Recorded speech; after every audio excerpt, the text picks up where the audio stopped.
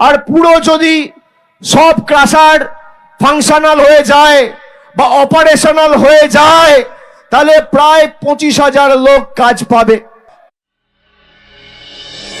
বাংলায় এসআইআর পর্ব শেষ হতেই যে নির্বাচন ঘোষণা হবে তা খানিকটা স্পষ্ট। তবে শুধু পশ্চিমবঙ্গই নয়, এবছরই ভোট রয়েছে কেরল, তামিলনাড়ু, অসমের মতো রাজ্যেও। তবে বাংলা নিয়ে নির্বাচন কমিশন যে একটু বেশি সক্রিয় তার বলার অপেক্ষা রাখে না। তবে এসবের মাঝেও এবার যে কথা ঘোরাফেরা করছে তা হলো মোট কত দফায় ভোট হতে চলেছে বাংলায়। লোকসভা হোক বা বিধানসভা নির্বাচন, একাধিক দফায় ভোট দেখতেই অভ্যস্ত বঙ্গবাসী। এবার কি সেই অভ্যাস ভাঙতে চলেছে? এবার কি উলট পুরাণ শুরু হতে চলেছে? কৌতূহল তুঙ্গে। 2021 সালের বাংলায় বিধানসভা নির্বাচন হয়েছিল 8 দফায়। 2024 সালে রাজ্যে 7 দফায় হয়েছিল লোকসভা ভোট।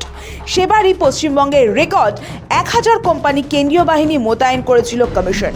ক দফায় ভোট হতে পারে এবার? পশ্চিমবঙ্গে এবার ভোটের দফা যে কমে যেতে পারে তা নিয়ে একটা জল্পনা শুরু হয়ে গিয়েছে। বিজেপির একটি সূত্র বলছে বাংলায় বিহারের মতোই ভোট হোক।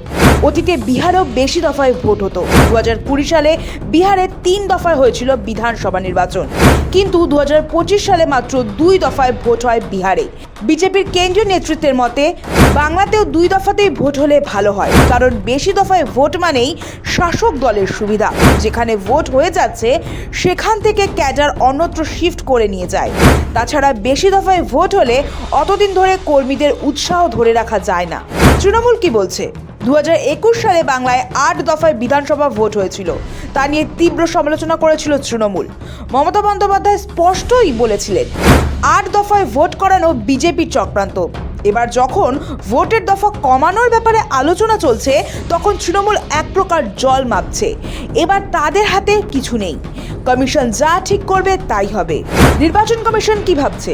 সূত্র বলছে রাজ্যের মুখ্য নির্বাচন দফতরও মনে করছে 7 থেকে 8 দফায় ভোট করানো অহেতুক ঝক্কি পোহানো।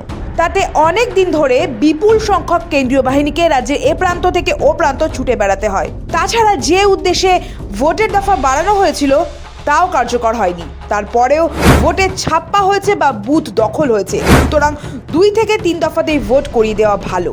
এই দফায় দফায় ভোটের মূল কোথায়? 2005 সালের কথা। পরের বছর 2006 সালে পশ্চিমবঙ্গে বিধানসভা নির্বাচন। 1 বছর আগে থেকে মুকুল রায় দাবি করেছিলেন বাংলায় যথাসম্ভব বেশি দফায় ভোট হোক। 2011 সালে বাংলায় তথাকথিত পরিবর্তনের নির্বাচনের সময়ও 7 দফায় ভোটের দাবি জানিয়েছিলেন তৃণমূলের তৎকালীন সর্বভারতীয় সাধারণ সম্পাদক মুকুল রায়। তবে শেষমেশ ভোট হয়েছিল 6 দফায়। তারপর থেকে গত 2 বিধানসভা ভোটে বিরোধীরা এই সূত্রকেই আঁকড়ে থেকেছিল। কমিশনের মতো ছিল তাই। কিন্তু এবার উলট পুরাণ শুরু হয়েছে। 2026 সালে পশ্চিমবঙ্গে বিধানসভা ভোট ক দফায় হওয়া উচিত তা নিয়ে অদ্ভুতভাবে মিলে যাচ্ছে কমিশন ও বিজেপির ভাবনা। কমিশনের এক শীর্ষ আধিকারিকের কথায় পশ্চিমবঙ্গের ভোটে হিংসার ইতিহাস মাথায় রেখেই অতীতে একাধিক দফায় ভোটের সিদ্ধান্ত নিয়েছিল কমিশন।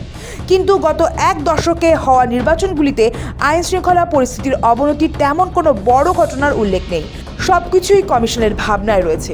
কবে ভোট ঘোষণা হতে পারে?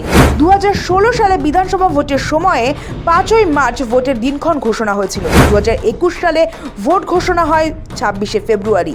সেই অনুযায়ী এবার কম বেশি ওই সময়েই ভোট ঘোষণা হওয়ার কথা ছিল।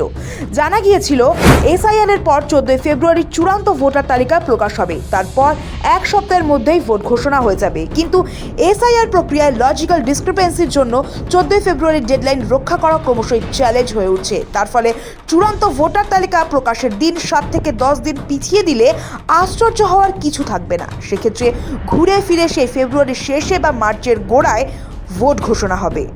সাধারণত ভোটের দিন ঘোষণা থেকে প্রথম দফার ভোট পর্যন্ত অন্তত 1 মাস সময় দেওয়া হয়। অর্থাৎ প্রথম দফায় ভোট হতে পারে এপ্রিলের গোড়ায় এবং শেষমেশ 2 দফায় ভোট হলে অনেক দিন পর এপ্রিলের মধ্যেই ভোট ঘোষণা হয়ে যেতে পারে। ব্যুরো রিপোর্ট, সময় কলকাতা।